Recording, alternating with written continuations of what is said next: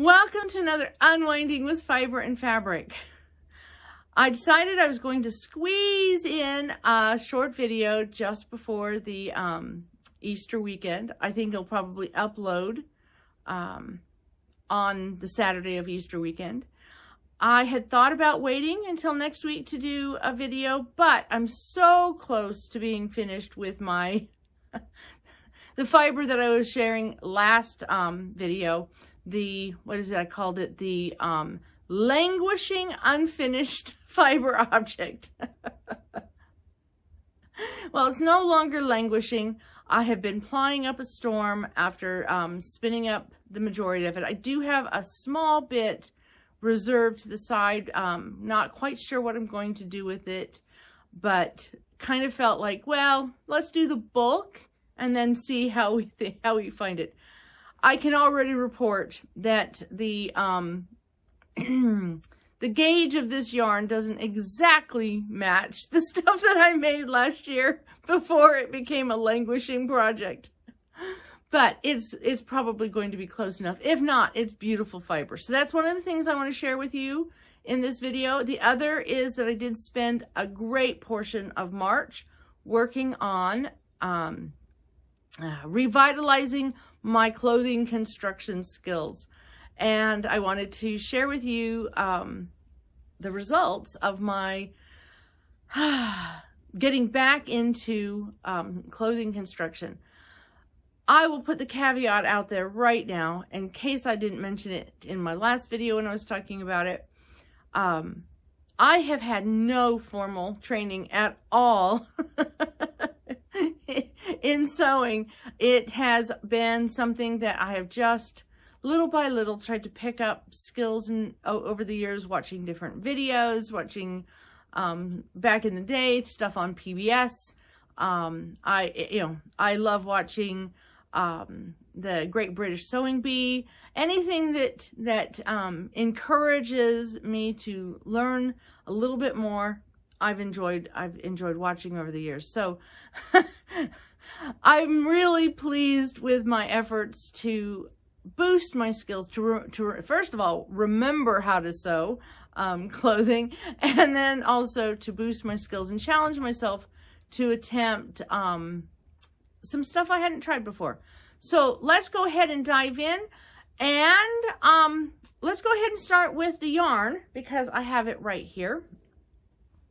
So if we recall back to the fiber that was languishing that I dyed up the fiber with black walnut husks, pecan shells, some lichen off of down trees in our area. Yeah, so those are the three, so pecan, walnut, and lichen. And I ended up getting, the lichen produced a yellowish color, the pecan a lighter kind of sandy color, and the black walnut a darker, richer. And depending on how long I left the fiber in the dye bath, if I think one set of fiber, I double dipped it. I got different shades. And I started spinning this up with the intent of separating it all into sections and having it be kind of a fractal type spin. But I think I have like nearly 2 pounds of this fiber, and I lost interest really quickly in separating it. So in the end, I just more randomly separated into sections. I spun about 2 or 3 bobbinfuls of where it's split into 3 colors, so it's kind of a self-striping. But rather than plying it with itself or plying it on another bobbin of the self-striping, I picked one of the solids and I plied it with a solid. And what that's doing, you can definitely see, let me put this one down.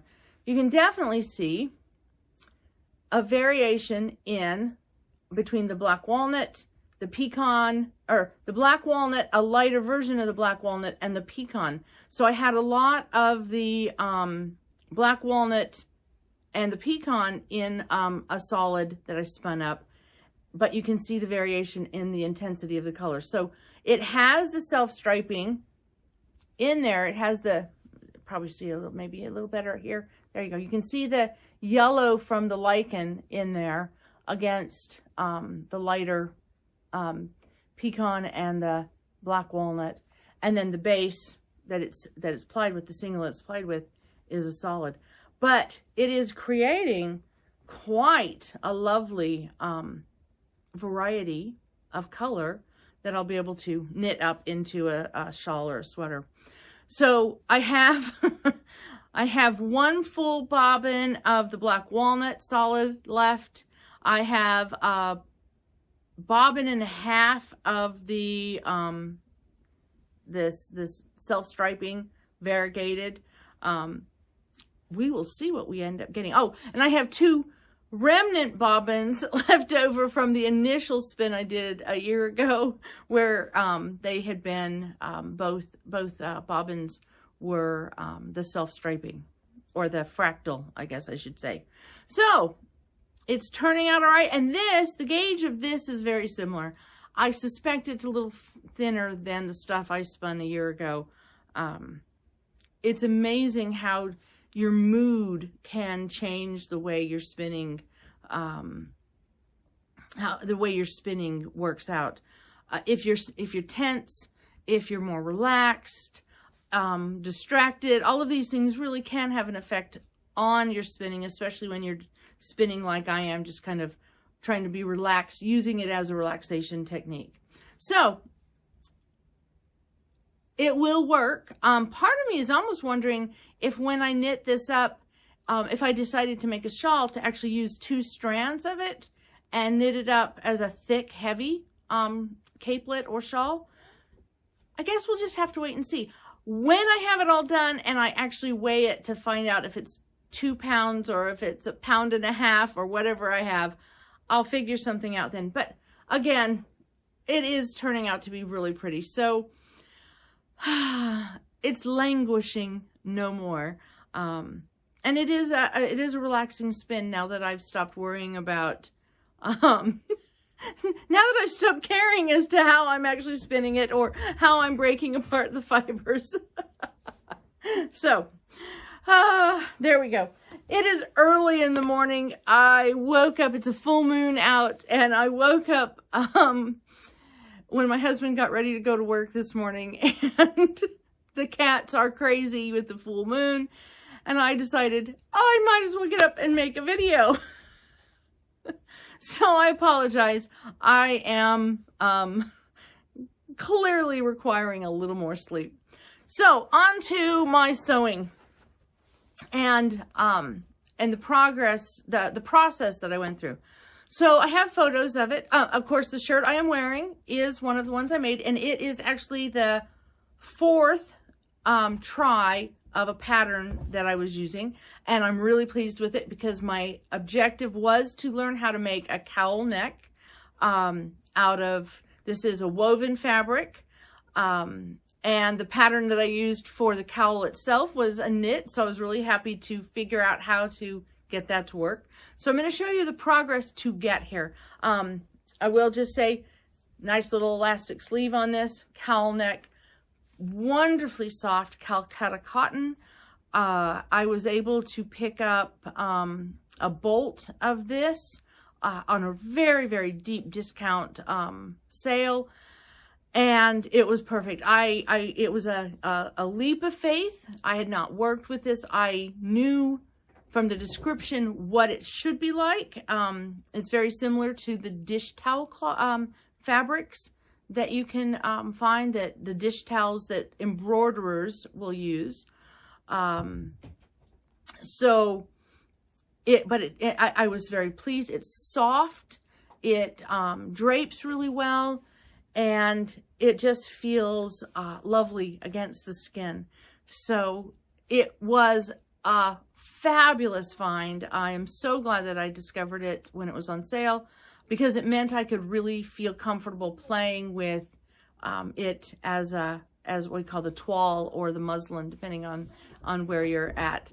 So the first one that I made, and I'm using patterns by the pattern company Cashmerette out of the UK. I do not have any affiliation with them. I've just fallen in love with them because they are designed for women with curves, and that is such a change from standard big box type patterns that I've used in the past. So the first one that I started out with is what's called an Alton top.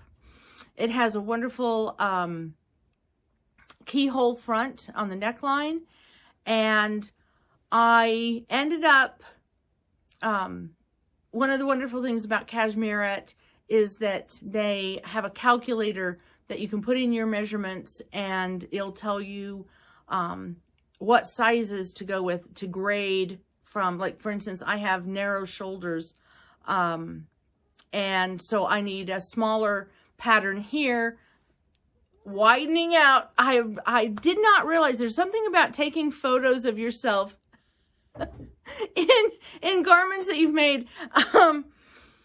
You really do start to get an idea of what you look like. And somehow over the years, I have become a pear. I did not start out life as a pear-shaped woman, but I have become a pear-shaped woman as I've aged. And so it's really nice to have a way to help figure out what sizes to start with. And when I first started this first shirt, I had taken a set of measurements. I had two different sets of measurements depending on, I mean, as we all know, if you take your measurements in the morning versus taking measurements in the evening, you can have some variation. So I started out with a slightly larger size blouse for my first two of these. And then I went down to the size that they, went down a size in the shoulders, and found that it fit a little bit better. But in this first one, it has a keyhole neckline, and it is a very flattering neckline. I do like it. It is something that I've done in the past when I have converted t-shirts into tunics by putting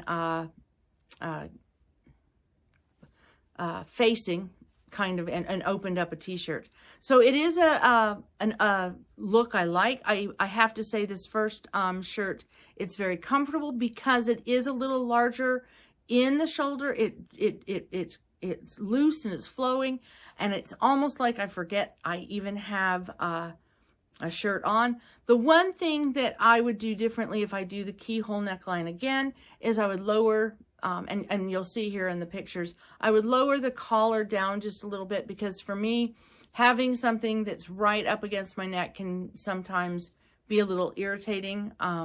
So I'll make an adjustment there, but that's why we make a toile, is to see what works for us and how it fits us specifically. The big adjustment that I made, and this is important to say before I move on, because all of the shirts that I will show, I've done this with. I very seldom wear a bra anymore. I think about the only time when I'm in the home that I put on a bra is if I'm sitting in front of the camera. And for me, it's frustrating to have clothing that is fit to where it works with a bra, or fit to where it works without a bra. And each of us have different body shapes and sizes. But for me, I really wanted, because of the way my body is built and because of the way that I get sensitivity pain at times, I wanted something that I could wear with or without and have it look just as good and appropriate. And when you have side darts, bust darts, they kind of really are important to get in the right place if you're going to wear a bra or not wear a bra. So what I did, and I'll show you with this shirt, is instead of having a side dart, you'll see here, I did gathers.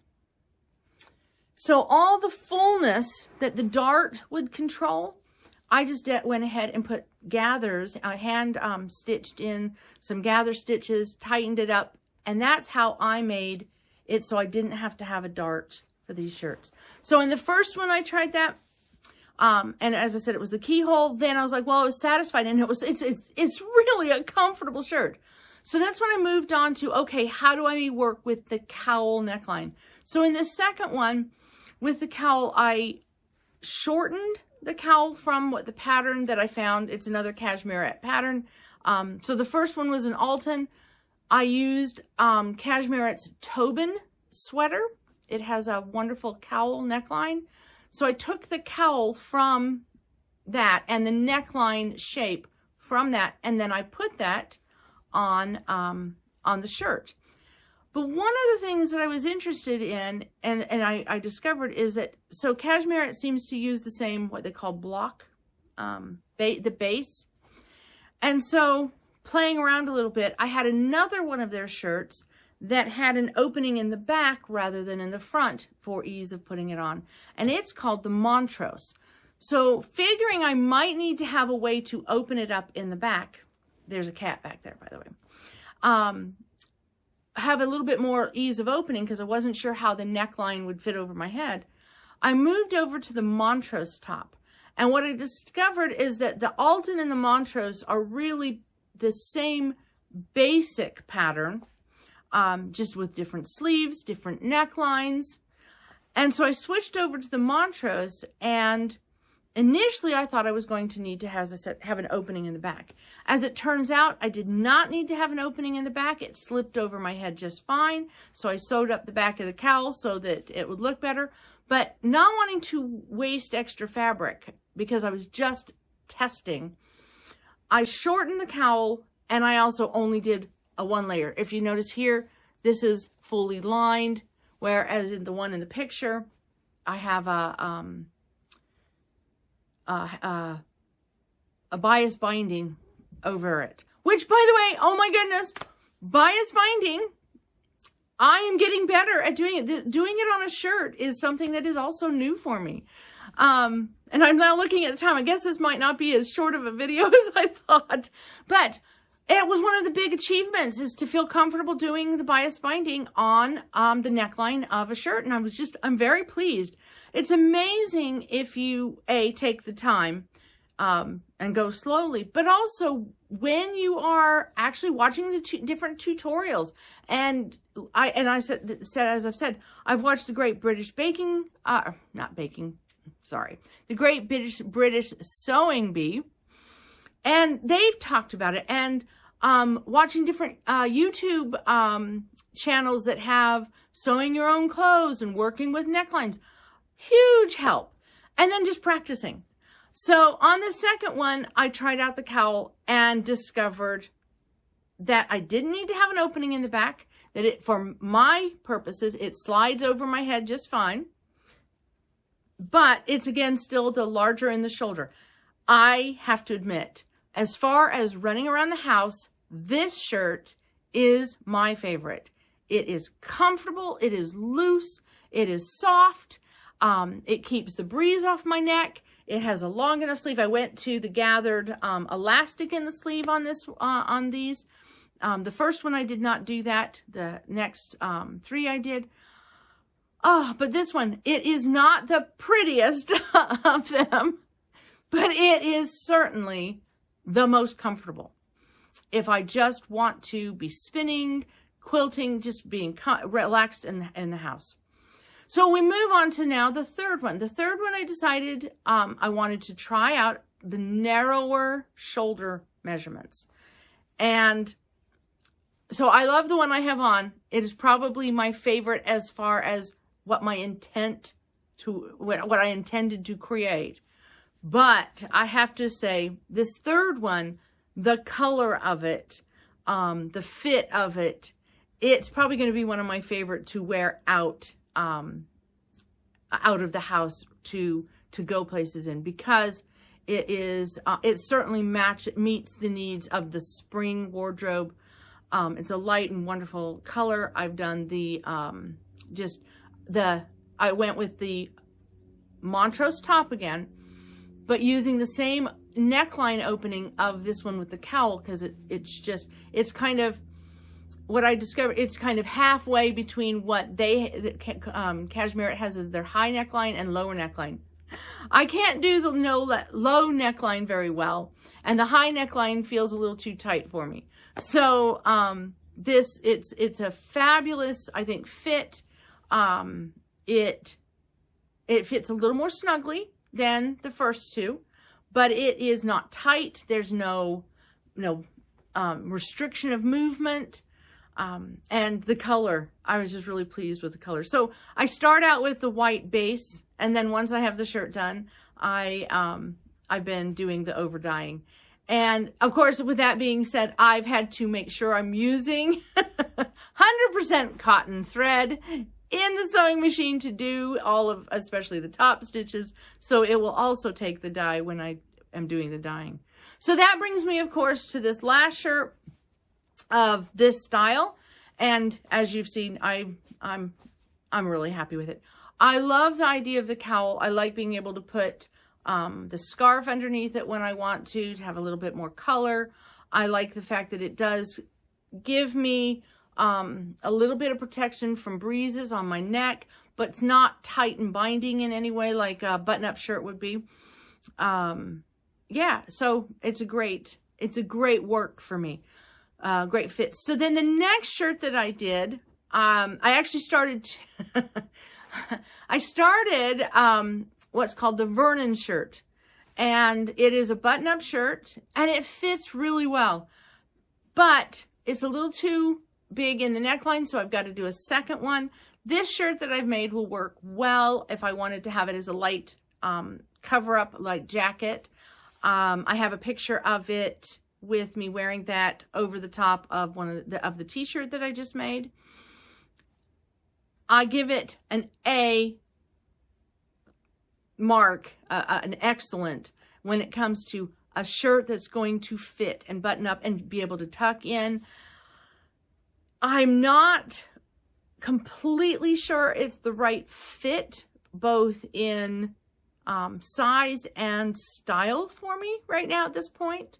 But I can't complain against the pattern. It's more about my body.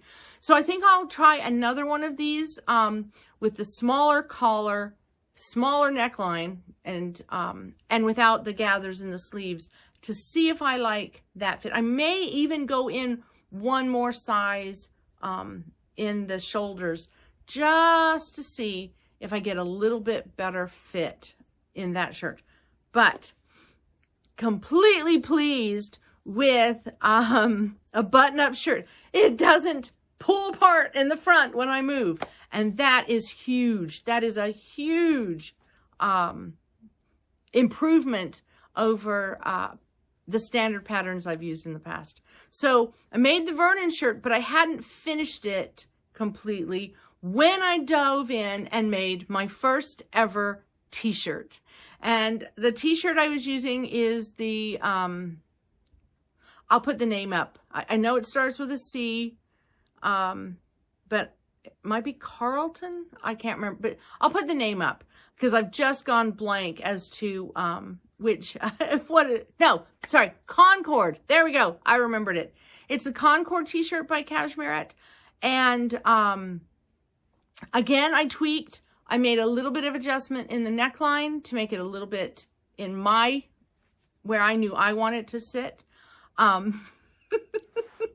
Which is a bold move because it meant I had to do the mathematical calculations to figure out the band at the neckline.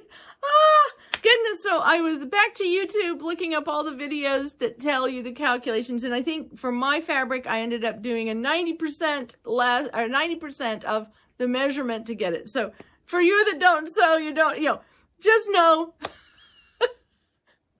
talk about diving in off the deep end. I've never made a t-shirt before, and I'm going to make a modification. I also lengthened the sleeves because I just know I don't like sleeves here. I'd much have it here. So, and then After having made this beautiful t-shirt, I threw it in a dye bath because I know very well that even though it has a light print on it, it's too white. It's going to get stained. It's going to get ruined. We might as well just go ahead and throw it in some color. So I'm totally pleased with myself. I'm as I know that I've heard it in so many of the British shows, I'm totally chuffed with my progress, because it was really scary. It was really scary to sit down and cut the knit. And I bought a bunch of fabrics on sale. I've tried to really reduce my expenditure in my learning curve here. But I was terrified, absolutely terrified of cutting into the knit and getting it wrong, and sewing on that neckband and getting it wrong. And there's I definitely have some adjustment I need to do with the pattern. I need to also practice the neckband. So, but I'm thrilled. I'm trying to redevelop my skills enough to attack. There is a pattern for, I think we call it in the United States a jumper. I think the British call it a pinafore, but it's a halter top dress that I would wear over a t-shirt or something of that nature. In my case, because I don't like bare skin anywhere, because my skin hurts. So I want to make that, and I already found a really wonderful fabric I want to make it out of that's wool. But before I cut into a wool knit, I want to make sure I have practice on all of these techniques, all of these, the fit, because I want it to be right. I want to, first of all, make sure that it's something that would look good on me. So I'm working on trying these things in order to have a specific purpose. And it's so far so good. I have areas I need to improve, but I've been so pleased. So that is all of my sewing. I did just want to put the caveat here at the end, that it is worth a little bit of worry and fear and anxiety over trying something new if the end result is to create something that makes us feel good about ourselves in a way that maybe we haven't felt due to age, infirmity, injury. And one of the things in taking these photos that I have now shared, just having the ability, because I shared these photos in the Cashmerette group so that they could see them.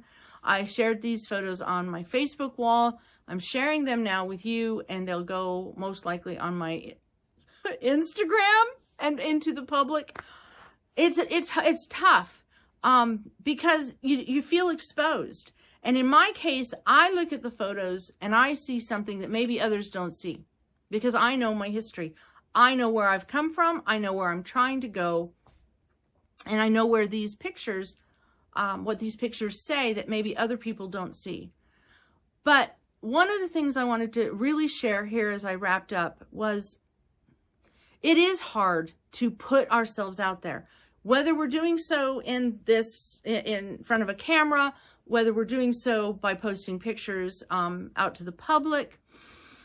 It is hard to put ourselves out there, but it's hard to put ourselves out there as in put on something we have made and walk out of the house. Sometimes it's hard to put ourselves out there in something someone else has made and walk out of the house. It can be hard, especially when we've gone through a traumatic change in our life. And I have definitely been through a traumatic change physically these last few years. The changes, there were a lot of gradual changes. There were some things that happened now 20 years ago that have influenced.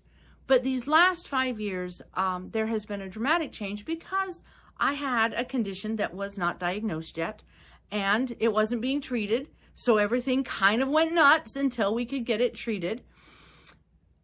And when we reach a certain age, we don't have the really ability to reverse time. We can't go back. We have to make the best going forward. And so looking at these pictures, one of the things that really stood out to me is how, and I know to look for these things because just over 20 years ago, oh my goodness, it's been 23 years ago, this upcoming fall, I had a spine injury, and I had to go through a lot of physical therapy. And during that time, because I had injuries besides my spine injury that we didn't realize were affecting me as much as they were, my hips became out of alignment, and one was hiked up more than the other. And so I watched for those things because I worked really hard to try to get them even, but over time, it's not staying even. And I have, since the spine injury, also had on the other side of my body a knee injury. And over time, I can see that the different injuries are pulling my hips out of alignment. Not a huge surprise for me because that's probably why I have as much back pain as I have. But it was actually quite a surprise to see in the photos when I was standing there how different it can look. Because I was looking at to see if I had the pattern of the fabric, I had the clothing. So looking to see if I had made the clothing horizontal in the front on the hem, looking to see if it was hanging properly. Most people don't have symmetrical bodies. But when you have health issues that have that are chronic as opposed to fixing it and being done, they can exacerbate the asymmetricalness of our body. So when I was looking at these photos and getting ready to share them, that's one of the things that I was noticing is that over time my body is shifting. Now, it is never too late to do physical therapy. It is never too late to try to, if nothing else, stem the change, slow it down, you might say. And so that's one of the other things I'm adding to my 2023 goals is I'm going to try to be better at doing some of my physical fitness exercises, doing some of the exercises I was given in physical therapy, the many numerous times in my youth that I had physical therapy. And I'm going to try to, if nothing else, I've been trying to sit upright. When I spin, I'm trying to hold my shoulders back more. I'm trying to position my hips better. I'm, again, trying to use those muscles that don't want to be used very much anymore. So little tiny things can make a big difference.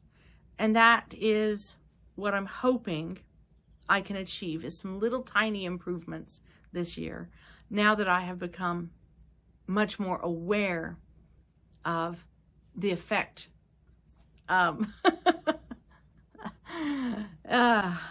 life is having on me. We might say I have felt a little weighed down, especially this past year. I think we've all possibly felt a little weighed down, a little more worried.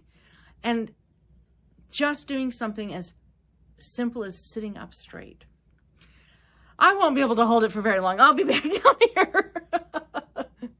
But if just a few times a day I try to sit up straight, that is an exercise.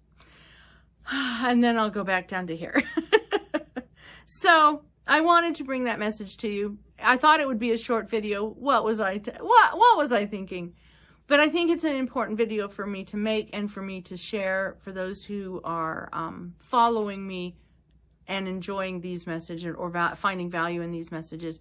But most especially, it's important for me to share it for my sake, for my children to hear the message as well, for my family and my friends. But mostly for me to share it.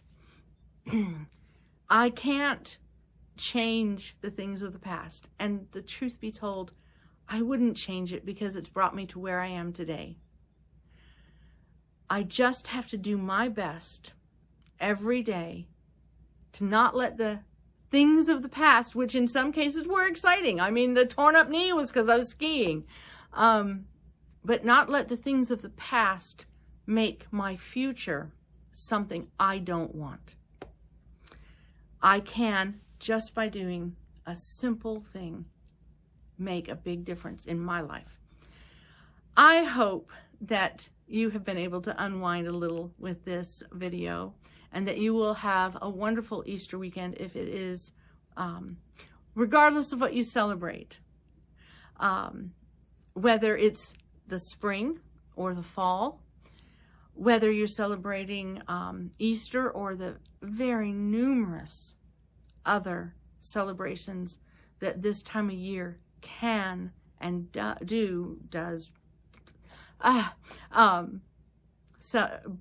remind us of and inspire us to celebrate. Whatever you're celebrating, I hope you are celebrating something and unwinding with a little fiber and fabric this week. Until the next video and the next craziness and laughing, I will bid you adieu with just this final note. Tour de Fleece is now coming up. On Ravelry, we have updated the Tour de Fleece information, and I actually have some solid ideas as to how to do my Tour de Fleece spin along this year. So stay tuned for the next video because I'm sure there'll be some Tour de Fleece discussed.